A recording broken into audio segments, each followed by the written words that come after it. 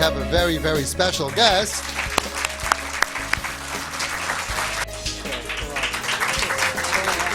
My father asked me if I want to come, and I was like, if we can help one person, I'll do it for Shmeli, which is, we came in for that. We live in Israel, so we came in for that. Didn't have a good relationship with my father at all. Like, it was at a point where I really didn't think he cares for me at all. Like, I don't want him to hear this, but I hated him. Like, really hated him. Again, like every teenager, you don't like your father, but I feel like I was at the top of that list of, I just really didn't like my parents. And it was at a point where, they should say, it really was at a point where it was once in Bubba, there was a blood drive, and I was just hanging out there, and decided my father went to give blood, and I just turned around to a few of my friends, and I was like, I hope something goes wrong. But I can say now, because, I mean, he's not just my father anymore, he's a role model, and he's my friend, so he really is that way. Like, no, it went from an extreme of hating to where I loved making parties in my house because my father was part of everything. Like, I loved when my friends came over, and all my friends loved my father, and, like, it was at a point where he's part of our crew, he's part of our friends, so it really was that, and I see a lot of my friends growing, even still now, where they talk to my father probably more than they speak to their own parents, and they enjoy coming to my house more than that. And now, now I try calling my father two, 3 times a week in Israel, just to say hi, just to talk.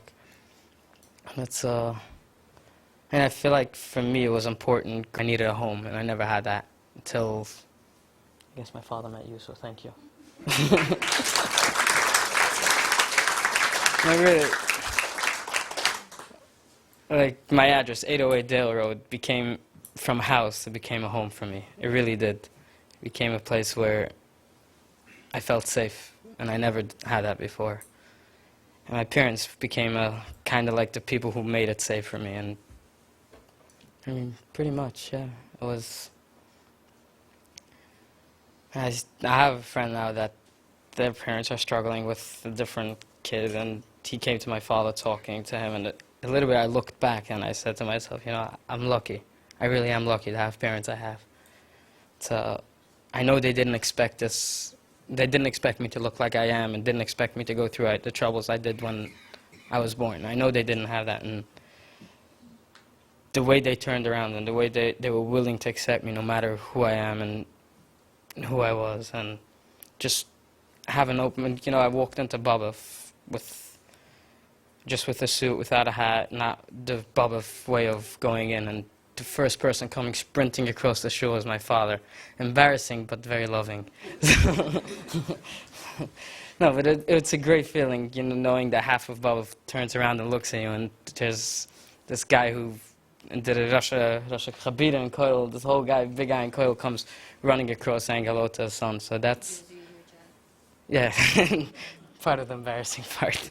No, but it is a great feeling knowing that no matter what stage in my life I was, and no matter where I was, I had a father and mother that was there for me, so pretty much, thank you.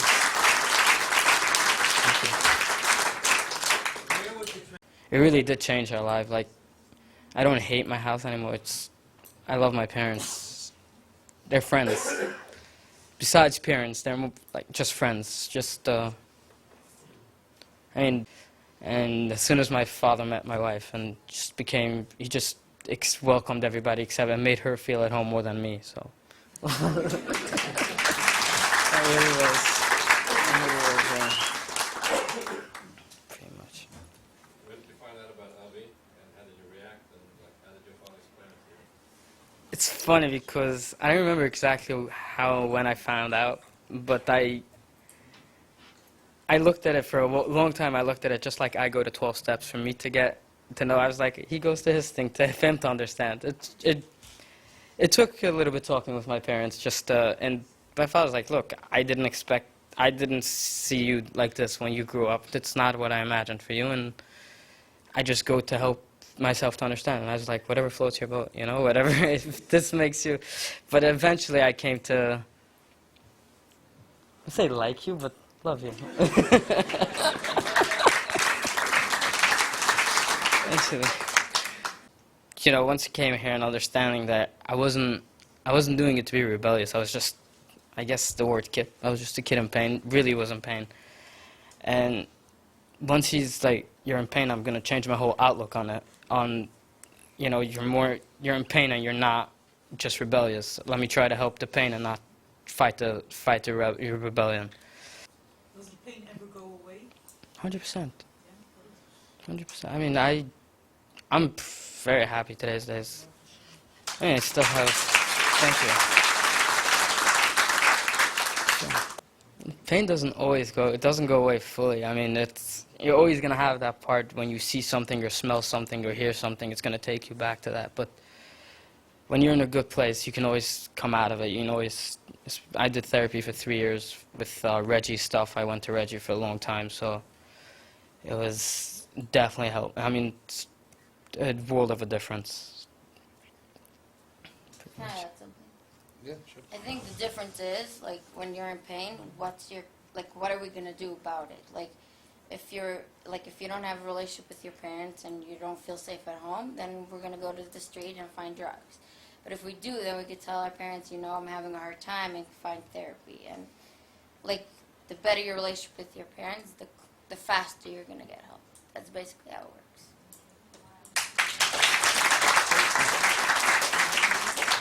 They're not paid actors. It's the real deal, people. My parents didn't come here, so I... Any other questions?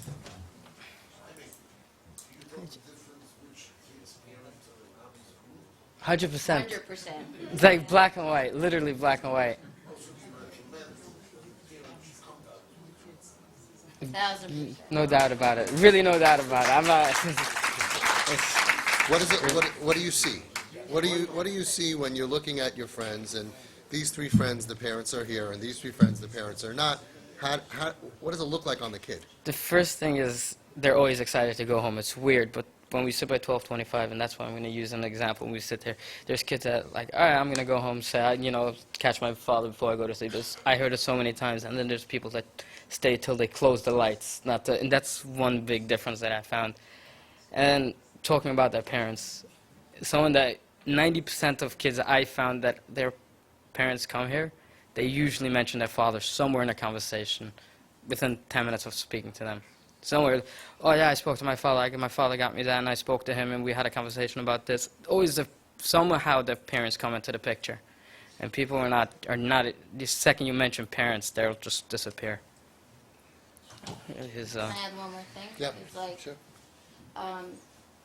when I see a difference, because when I see teenagers that are more rebellious than other teenagers, I know that they don't have a good relationship with their parents because they're fighting, and they're fighting at home, so they're going to become more rebellious but if their parents are accepting them, then they're like, okay, I don't have to do everything, I don't have to go against them. So that's how I saw the difference between people that come here and people that don't come here. So. The kids would open up to you, so there was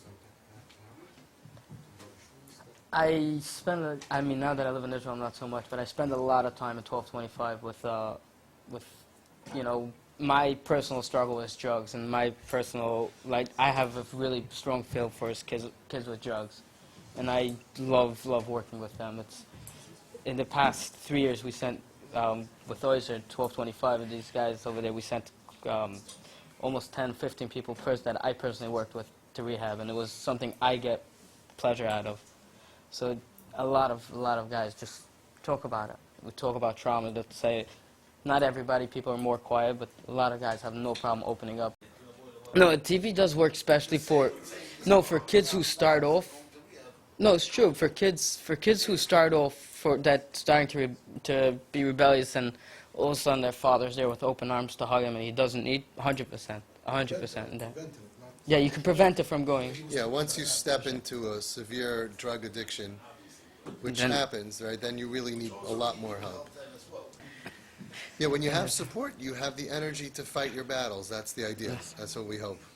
I think every kid has a house, but not everyone has a home. And 1225 became a home to so many of these kids. And this is why you can see parents that come here and parents that don't, is when people are just happy to leave the place and go to their house and call it home. And people like to stay there because they call that place home.